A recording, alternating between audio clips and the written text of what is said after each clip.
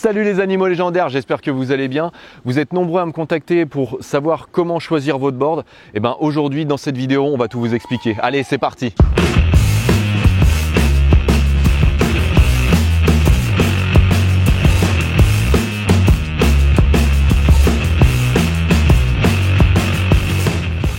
Depuis un certain temps, les marques se lancent dans la course à la plus longue board et donc je pense que vous avez pu remarquer depuis les années précédentes, sauf bien sûr si vous vous mettez au wakeboard en ce moment même, que les tailles n'ont cessé d'augmenter. Donc auparavant, une board que vous pouviez choisir en 138, aujourd'hui on va la prendre en 140 ou 142.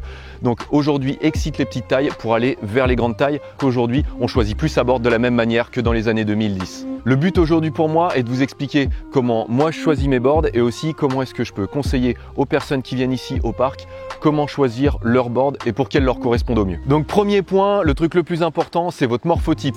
Donc là, on se lance pas dans un truc de fitness, non pas du tout. Le but aujourd'hui, c'est d'avoir une board qui est adaptée à son poids et à sa taille. Et forcément, si vous êtes grand et fin ou petit ou gros ou d'ailleurs, on va dire normal, sachez qu'aujourd'hui, il y a des boards qui correspondent à chaque poids et à chaque taille. Donc ça, cette remarque, elle est générale et générique, mais sachez qu'aujourd'hui, le fait de bien observer une board et de voir qu'en fait, forcément, elle sera plus ovoïde comparée à une board qui sera plus fine, correspondra plus pour une board ovoïde à une personne qui sera plus petite et plus lourde qu'une board beaucoup plus fine qui sera bien sûr destinée pour les grands et fins. Maintenant, ça, c'est pas une science exacte. Le mieux du mieux serait de toute façon de les tester toutes, mais forcément, si vous me contactez tous les jours, c'est parce que vous n'avez pas pu tester toutes les boards et que vous avez forcément besoin de conseils. Donc, quelques exemples de boards. Une board, moi, que vous avez sûrement dû me voir rider, c'est la Slingshot Bishop parce qu'en fait, elle est assez fine. Je l'ai prise en 146 parce que j'aime bien les boards un petit peu plus grandes. Et donc, forcément, une board plus fine, pour moi qui suis un peu fin, me correspond mieux. Ensuite, vous avez des boards qui sont, elles, plus axées sur le jib, etc., qui seront des boards forcément un peu plus ovoïdes. Elles, ces boards-là correspondent aussi au poids assez lourd parce que c'est des boards qui vont monter jusqu'à 153 et pour certaines encore plus et donc vont correspondre à des poids beaucoup plus lourds. Donc, faites bien gaffe à ça. Regardez dans la description du constructeur à partir de quel poids vous pouvez prendre cette board et jusqu'à quel poids elle peut porter parce que c'est vraiment super important. Si vous prenez une board qui ne correspond pas forcément à votre poids, vous allez galérer peut-être plus tard pour en retourner l'énergie nécessaire, par exemple pour popper ou pour rentrer sur un module ou quoi que ce soit. Bien sûr, ces conseils s'adressent à des personnes qui sont débutantes ou intermédiaires. Des personnes qui ont déjà un niveau très avancé n'ont pas du tout besoin de ces conseils-là. Elles savent exactement le style de board qu'ils leur font au pied. Donc, une fois de plus, l'expérience sur l'eau va faire que vous sachiez ensuite vers quel board vous destinez. Maintenant, parlons un petit peu du niveau. Donc, comme je vous disais précédemment, le niveau est important pour aussi choisir sa board. Si vous êtes débutant et où vous êtes confirmé, là, il y a quand même des petits tips qui vont faire que vous allez choisir une board plutôt qu'une autre. Une board destinée aux débutants sera une board qui sera plus permissive qu'une board qui sera, elle, destinée aux confirmés. Pourquoi? Il y a des choix qui sont à faire. Une board débutante, c'est donc une board permissive. Cette board va vous permettre d'éviter tout ce qui sera carbat, carfront. Donc, on aura plus tendance à aller vers une board qui aura une forme ovoïde et avec des chanfreins, par exemple, dessous, comme par exemple la Coalition, qui, elle, est une board tout niveau, donc qui sera autant destinée aux confirmés qu'aux débutants. Par contre, le truc, c'est qu'après, vous allez pouvoir jouer sur la taille. Si vous êtes débutant, moi, je vous conseillerais une taille intermédiaire. Et si vous êtes confirmé, de prendre une grande taille parce que du coup, vous allez pouvoir bénéficier vraiment de toute la surface de cette board qui est vraiment permissive. Donc, pour savoir, la Coalition, elle a des petits chanfreins. Elle vous permet d'éviter les carfront ou les carbacs. Il y a aussi une board de chez O'Brien, la DZ, que je suis en train de tester actuellement. Elle aussi, ils ont créé un petit truc qui s'appelle le Edge Free, grosso modo. Le Catch Edge Free, c'est un truc comme ça. C'est pour vous éviter de prendre une carbac ou une carfront. Donc, il y a des petits trucs au niveau des channels qui vous permettent d'éviter de venir chercher la surface de l'eau pour pouvoir vous en mettre une belle. Donc, regardez au niveau des différents constructeurs, savoir ce qu'ils peuvent proposer et prenez plutôt une board permissive si vous êtes débutant et une board plutôt agressive si vous êtes vraiment confirmé. Troisième point important, c'est forcément la pratique.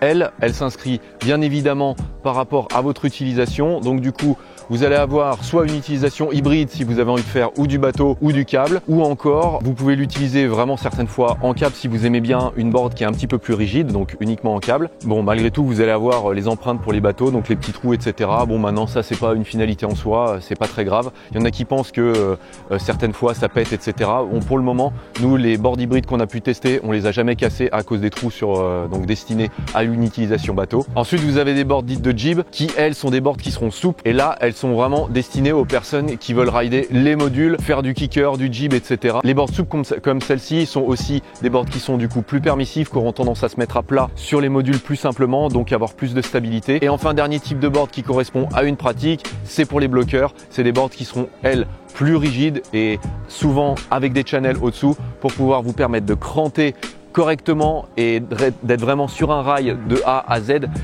pour qu'une fois que vous tapez votre talon, que vous puissiez partir en haut dans les étoiles.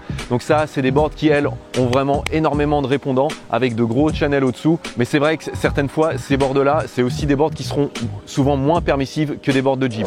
Enfin, dernier point, et ça c'est le point qui va vous permettre de pouvoir vous décider sur une board plutôt qu'une autre, c'est sa taille. Comment choisir aujourd'hui la taille? Moi, il y a de ça, en 2007, je ridais avec une board en 134, mais par contre, elle était dure comme du béton. Donc pendant toutes ces années, je me suis dit, si je veux avoir de nouveau les mêmes sensations que la board que je ridais en 134, eh ben, il y avait une incidence sur le flex. Et effectivement, plus vous allez prendre une board qui sera flex, plus vous allez pouvoir vous permettre de prendre une board grande. Pourquoi? Il va falloir qu'elle supporte votre poids. C'est pour ça qu'il est important aussi de regarder le flex de votre board. Considérez aussi la légèreté de votre board. Parce que lorsque votre board va être légère, vous allez pouvoir vous permettre aussi de prendre une board un peu plus grande. À quoi sert une board plus grande? Elle va vous permettre de pouvoir vous poser sur les modules un peu plus simplement, d'utiliser une surface pour pouvoir faire des presses un petit peu plus simplement aussi.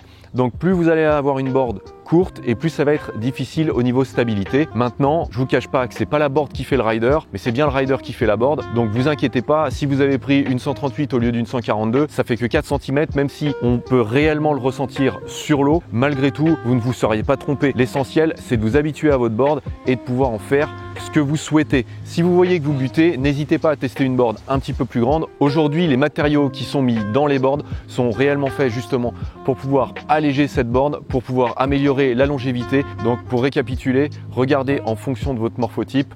Si vous êtes petit, fin et pas forcément très puissant, n'hésitez pas à réduire un petit peu la taille, donc pour avoir un petit peu plus de légèreté. Si vous êtes un rider plus puissant, n'hésitez pas à monter un petit peu en taille. Ça vous aidera aussi à avoir plus d'énergie sous les pieds et donc du coup avoir plus de pop. Enfin, pour les personnes qui sont petites et qui auront tendance à avoir une corpulence assez forte, n'hésitez pas aussi à monter un petit peu en taille, même si ça peut vous impressionner, parce qu'il vous faut malgré tout une board qui ait de la portance pour pouvoir vous aider par la suite à réussir vos ollies et à faire des bons gros pops. Si vous avez encore des questions concernant cette vidéo, n'hésitez pas, mettez en commentaire de la vidéo et on essaiera de vous aider. Autrement, envoyez-nous un message sur notre page Facebook ou sur Instagram. On vous aidera tous. Jusqu'à maintenant, on vous a tous aidés, alors on va continuer à le faire. Donc maintenant, faites votre choix. Voilà, j'espère que vous avez apprécié cette vidéo. N'hésitez pas à mettre un gros commentaire, un pouce bleu et un pigeon voyageur en direction du Day Wake Park pour nous envoyer les meilleures salutations. Et puis moi, je vous dis à très bientôt dans une nouvelle vidéo. Allez, ciao les animaux légendaires!